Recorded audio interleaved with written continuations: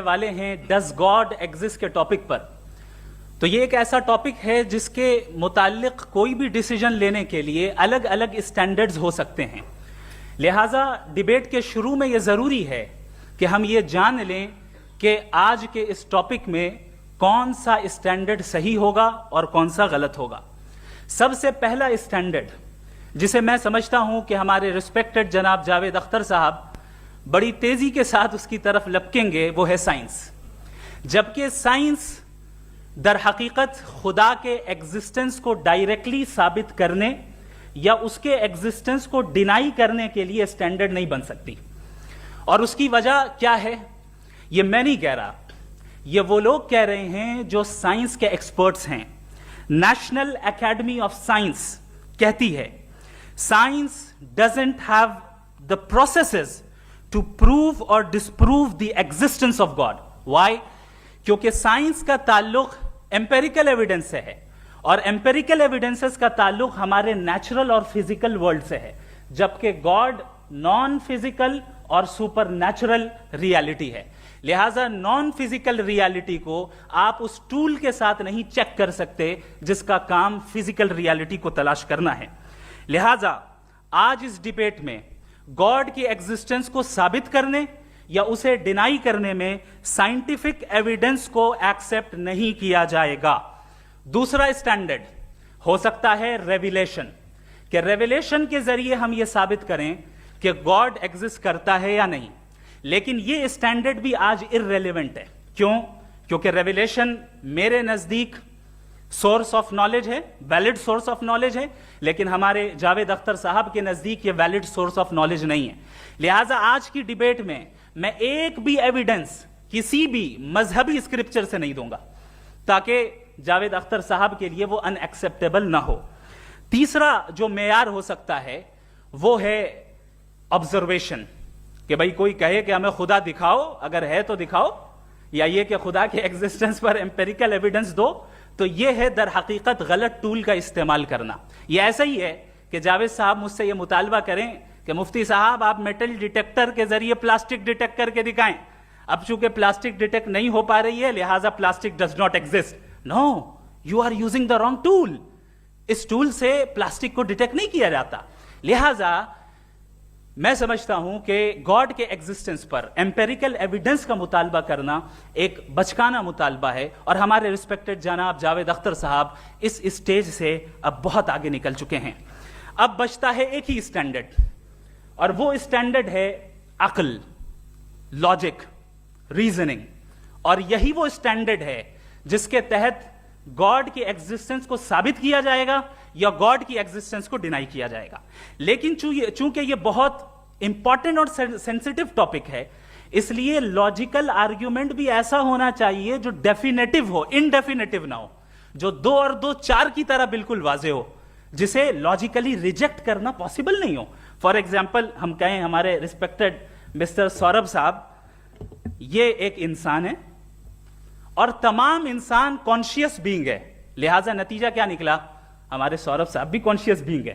کیا یہ indefinite argument ہے یا ڈیفینٹ آرگیومنٹ ہے؟ یہ ڈیفینٹ آرگیومنٹ ہے. یہ 2 اور 2 کی طرح واضح ہے، اس میں کسی طرح جو ہے لاجیکلی اس کو ریجیکٹ نہیں کیا جا سکتا. تو اگر آج ہمارے جاوید اختر صاحب ایسی کوئی عقلی دلیل اور لاجیکل ایویڈنس دیں خدا کے نہ ہونے پر جو ڈیفینٹ بھی ہو، تو میں یہ اعلان کرتا ہوں کہ یقیناً میں اس ایویڈنس کو قبول کروں گا اور اس پر غور کروں گا. لیکن ساتھ میں یہ بھی اعلان کر دیتا ہوں پریڈکشن کے طور پر کہ ایسا کوئی ڈیفینٹ آرگیومنٹ کوئی نہیں پیش کر سکتا. دلیل ہم دیں گے اور ڈیفینیٹو دلیل دیں گے، لاجیکل دلیل دیں گے، ایسی دلیل دیں گے جو انٹائر ایتھیسٹک ورلڈ اسے ریفیوٹ نہیں کر سکتی. چلیں اب ہم ایک ایگزامپل سوچتے ہیں، ایک سینیریو، سمپل سینیریو. تمام آڈینس سے گزارش ہے، ہم اور آپ ایک آئسولیٹڈ آئیلینڈ پر ہیں، ایسا آئیلینڈ جہاں پہ ہم سے پہلے کوئی کبھی نہیں گیا. چلتے چلتے آپ کے سامنے اچانک آپ نے دیکھا ایک پنک کلر کی بال پڑی ہوئی ہے. سب سے پہلا سوال آپ کے ذہن میں کیا آئے گا کہ یہ بال یہاں کیوں آئی، کیسے آئی، یہ پنک کلر کی ہی کیوں ہے؟ کوئی اور کلر بھی ہو سکتا تھا، یہ اسی شیپ میں کیوں ہے؟ کوئی اور شیپ بھی ہو سکتا تھا. نیچرلی آپ اس طرف پہنچیں گے کہ کوئی نہ کوئی ہے جس نے ان اسپیسیفک پراپرٹیز کے ساتھ اس بال کو بنایا ہے اور یہاں پہ رکھا ہے. چونکہ آپ جانتے ہیں کہ یہ جو بال ہے اس کا ایگزسٹ کرنا ضروری نہیں ہے. یہ ایگزسٹ کر بھی سکتی تھی, نہیں بھی کر سکتی تھی, اور ایگزسٹ کرنا ہی تھا تو کسی اور فارم میں کرتی, کسی اور کلر میں کرتی.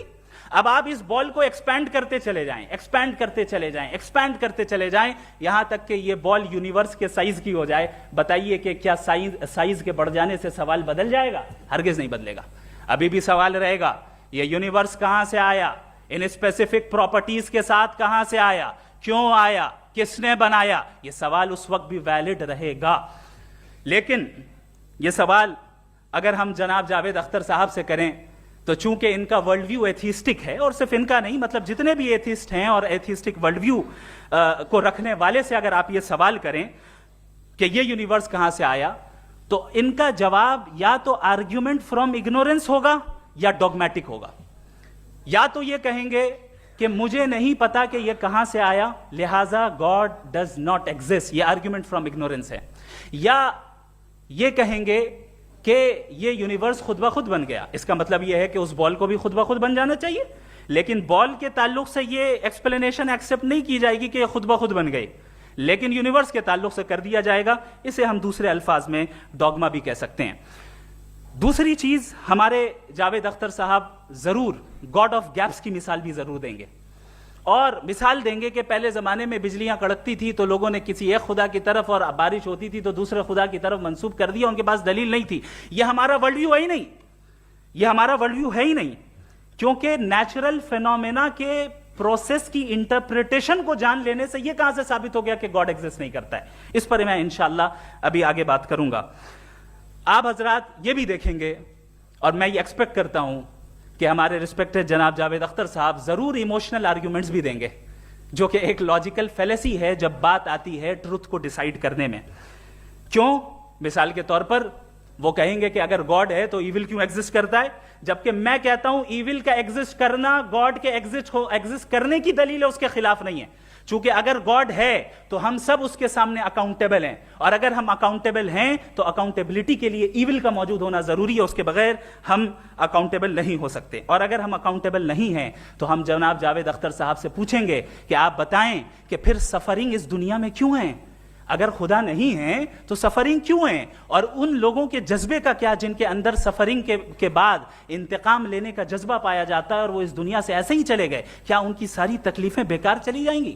اب آ جائیں اسی ایگزامپل کی طرف کہ بال, مجھ سے اگر کوئی پوچھے اس بال کو کس نے بنایا, اور یا اس ایکسپینڈڈ بال کو کس نے بنایا, میں کہوں گا کہ چونکہ یہ یونیورس اور اس یونیورس کی تمام چیزیں کانٹینجنٹ ہیں. کانٹینجنٹ ہونے کا مطلب یہ ہوتا ہے کہ جو اپنے ایگزسٹنس پہ کسی کے اوپر ڈیپینڈ کرتی ہو, تو ظاہر ہے یہ یونیورس کانٹینجنٹ ہے. اور اگر کوئی چیز کانٹینجنٹ نہیں ہے تو میں ریکویسٹ کروں گا کہ مجھے دکھا دیں کہ کون سی چیز یونیورس میں کانٹینجنٹ نہیں ہے, ہم بھی ذرا غور کر لیں اور ہم بھی دیکھ لیں.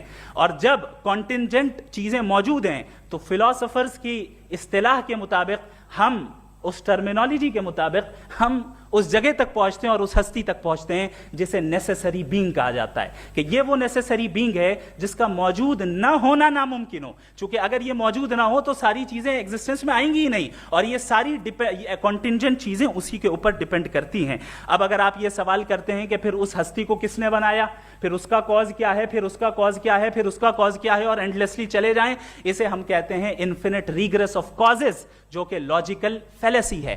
کانسیپچولی انفینٹی پاسبل ہے. مثال کے طور پہ نیومیریکلز 1 2 3 گنتے چلے جائیں, انفینٹ نمبرز ہیں. میں کانسیپچولی بات نہیں کر رہا, پریکٹیکلی ریالٹی میں ثابت کر کے دکھائیں کہ infinite regress of causes possible ہیں یا نہیں. اگر پاسبل ہیں تو ہم مان لیں گے, مثال دے دیں, اور پاسبل نہیں ہے تو ایک ہی آپشن بچتا ہے جسے ہم کہتے ہیں نیسیسری بینگ. ایسی نیسیسری بینگ جو انڈیپینڈنٹ ہے, چونکہ اگر وہ ڈیپینڈنٹ ہوئی تو وہ نیسیسری نہیں رہے گی. ایسی انڈیپینڈنٹ بینگ جو اٹرنل ہے, اگر وہ اٹرنل نہیں ہوگی, اس کی بگننگ ہوگی تو وہ خود کانٹینجنٹ ہے. ایسی بینگ جو پاورفل ہے, کیونکہ کانٹینجنٹ کو